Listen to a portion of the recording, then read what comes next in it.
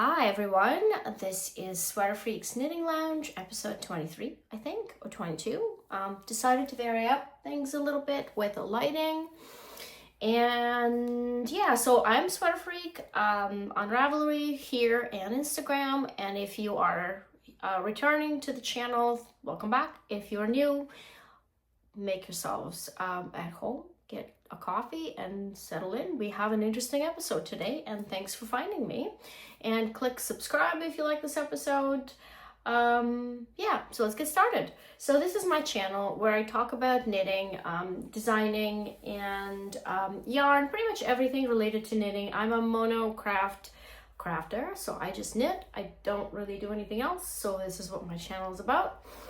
And which includes knitting books too. So today, without further ado, I would like to review Reversible Knitting by Cecelia Campochiaro. You may know her as the author of Sequence Knitting and a few other books which I don't have. I just have Sequence Knitting, and I have this one.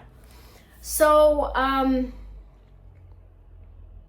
I have written a few points that I wanted to cover in the book, and a couple of things. First and foremost, as a designer, I buy only reference books. I don't buy pattern books anymore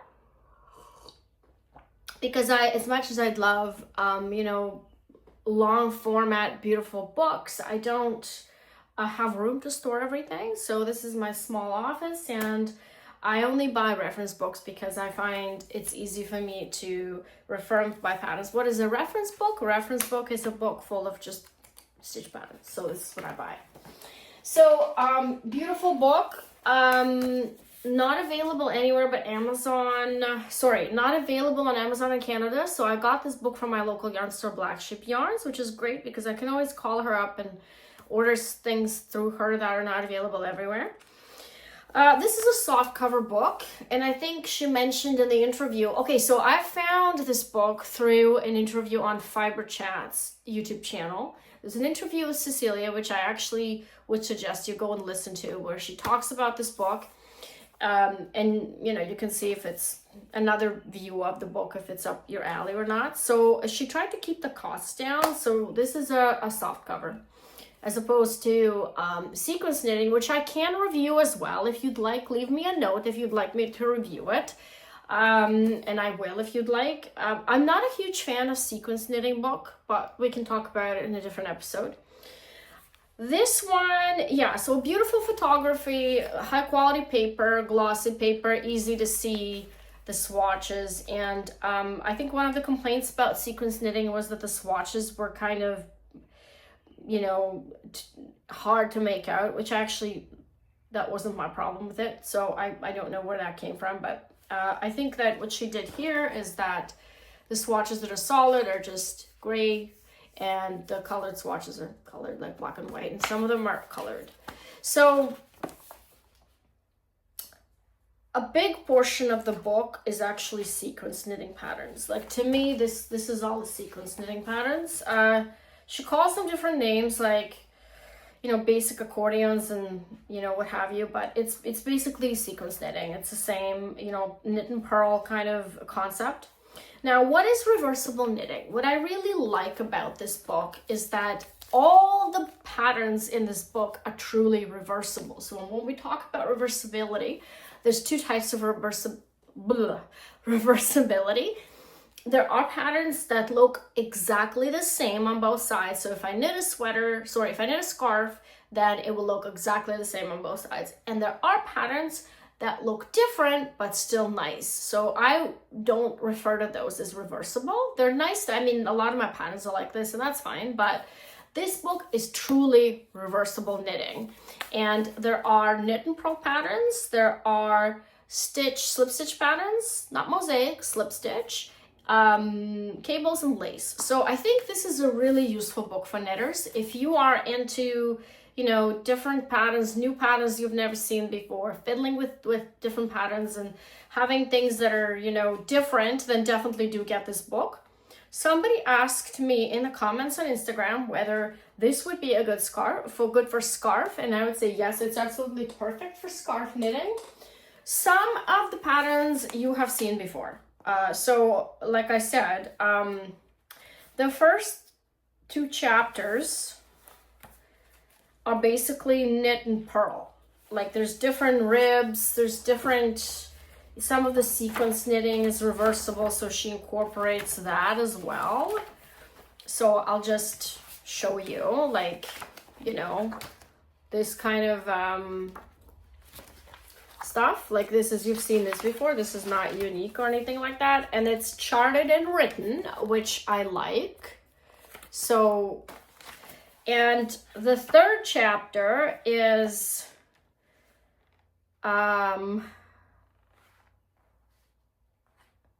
some of the broken welts, broken garter, so a lot of patterns where you have to slide.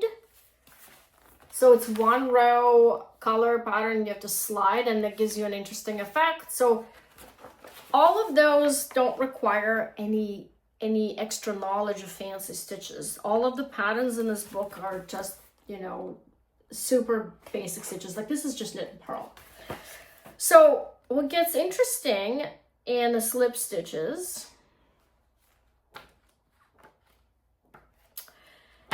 you know, there's patterns like this, obviously, that we've seen before that are truly reversible. Slip stitches are the reason why I got this book, because I'm really into slip stitching and mosaic, as I've said many times on this channel. So slip stitches, there are some really interesting ones in this book that I have not seen before, like this one. And I like those ones that don't have sliding, because I find that part, you know, confusing for people to explain a lot of the times, but I may just use that anyway. So there's a lot of interesting slip stitch patterns. They're not mosaic, they're slip stitch patterns. I think some of them are found elsewhere, but not very many.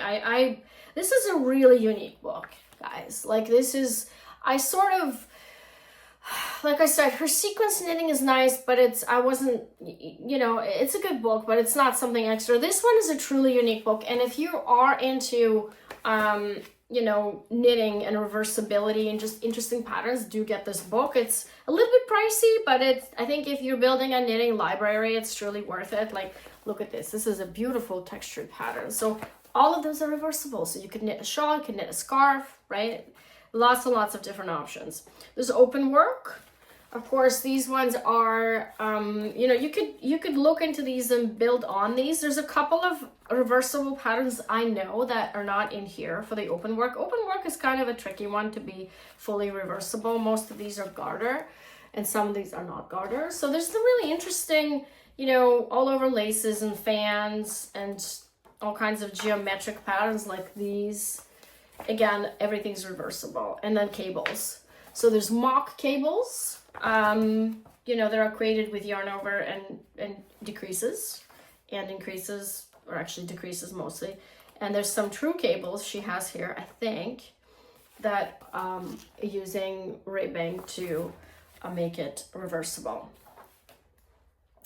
So yeah, there's like some really interesting patterns. There's a chevron, which is obviously, this trick is well known. I've seen this trick before. I've done this trick before, where you just alternate between ribs, between purl and knit. But it's nice to have it all put in a book.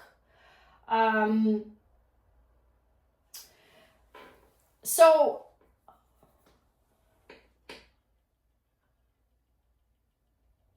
this doesn't have any projects in it. It's just stitch patterns. So some of these books have some projects. This one doesn't, which is great, which is good. I never buy books for patterns. I buy them for stitches. So I think that this is a really great overview of reversible knitting. And I think if you are into reversible knitting, you definitely should get this book and build on this collection and explore more, because it's an excellent starting point as well for you to fiddle around. And like, I know I couldn't have come up with all of these stitches. I mean, this is a lot of work, and I know she's done a tremendous amount of work putting this book together.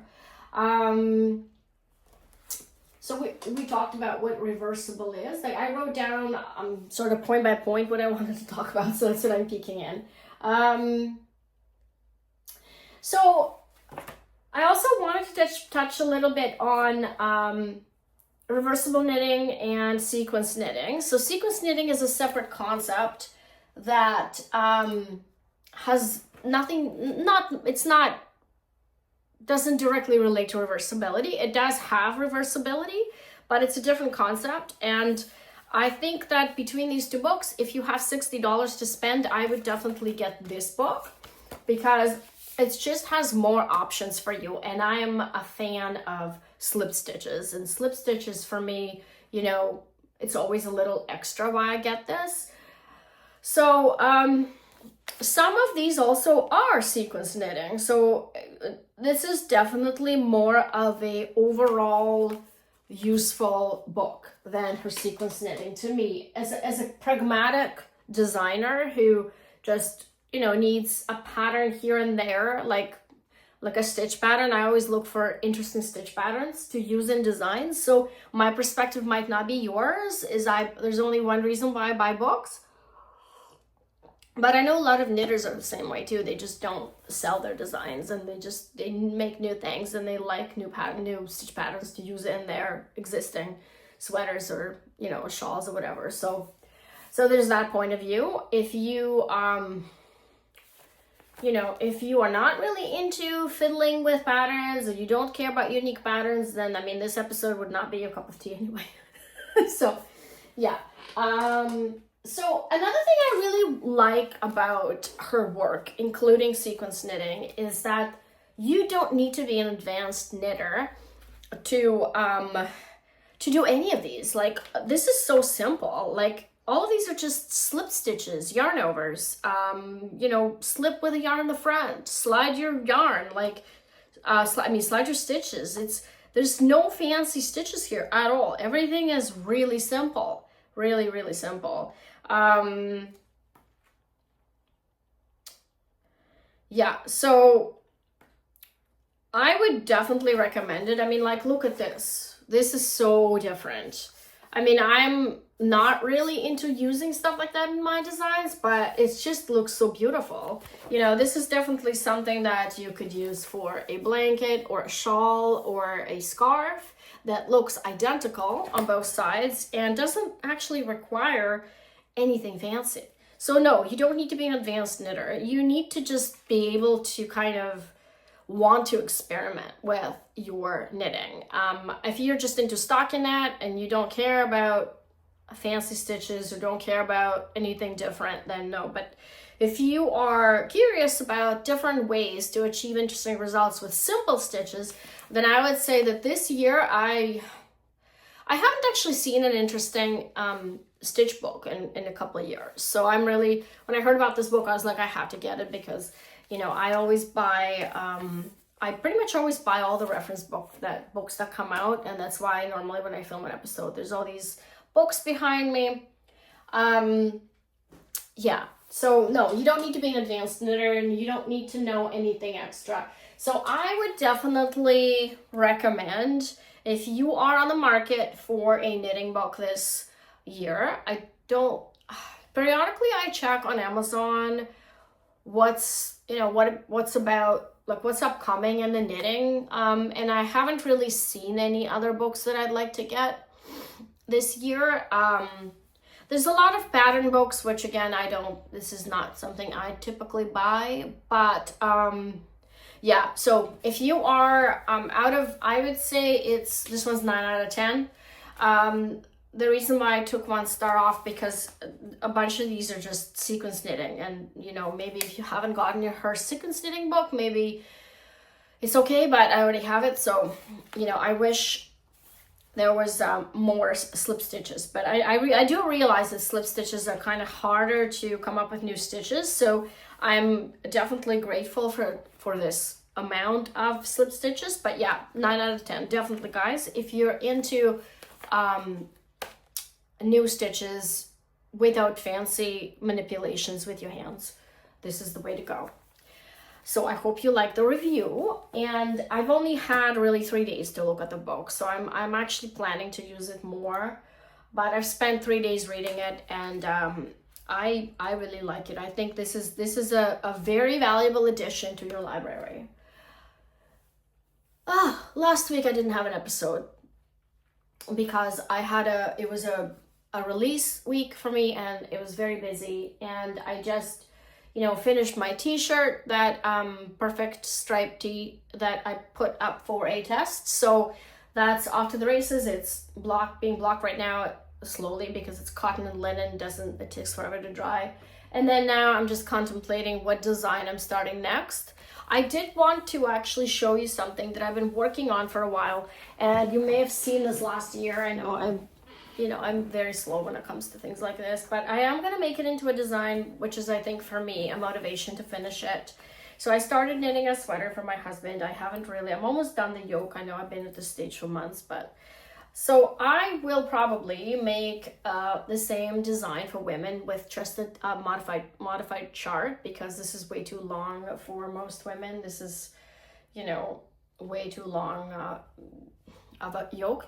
So this is where I'm at, and the rest will just be plain stockinette. So each round is really long, so I'm taking my time. And then the next design, I have a few options that I'm working on, but right now I don't really have anything else on the needles at the moment. And so I'm trying to pick the next 2 designs to work on, because I work on 2 designs at a time, most of the time. So yeah, that's where I'm at, nothing else new. And I actually did get some yarn. So I wanted to show you, I got some yarn from a Canadian yarn store that is located in Nova Scotia, and their focus is on non-superwash yarn. So finally I caved, and I got this color that everyone else is knitting with. How do color trends affect us? A year ago I hated this color, and now I love it. Go figure. Anyway, I got Briggs & Little in dark maroon, which is Briggs & Little Sport is one of my favorite yarns. I have so many things made with it. And I also got new to me alpaca yarn from it's called Alba from Filcolana, which is a Finnish brand, I believe.